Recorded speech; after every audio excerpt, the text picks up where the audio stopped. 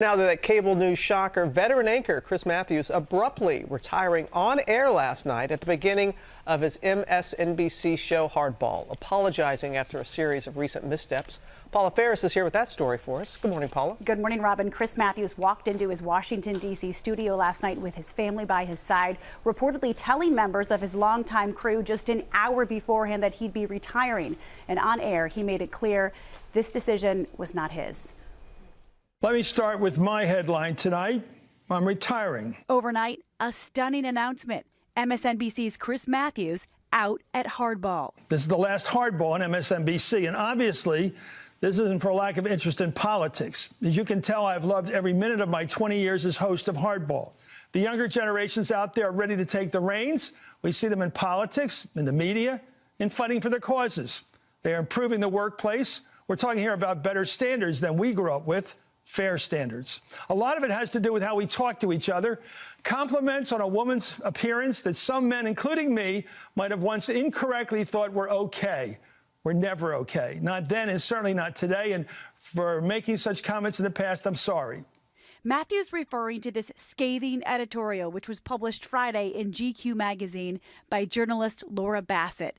In it, Bassett claims Mathews has repeatedly lusted over women in politics on air and goes on to describe unsettling personal encounters she claims to have had with Mathews behind the camera, writing, "In 2016, right before I had to go on his show and talk about sexual assault allegations against Donald Trump, Mathews looked over at me in the makeup chair next to him and said, 'Why haven't I fallen in love with you yet?'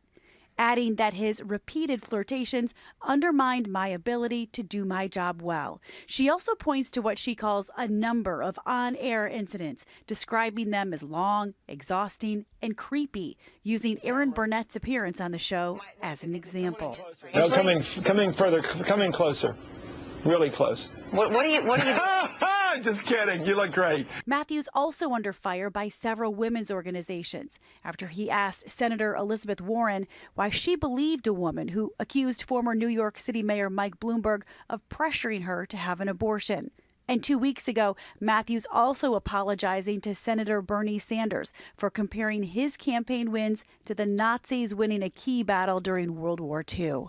Overnight, Bassett reacting to the news on Twitter, saying, "Since calling out Chris Mathews, this week has been really rough. The harassment has been invasive, cruel, and personal, and it's all worth it if he will never have the platform to demean and objectify us again."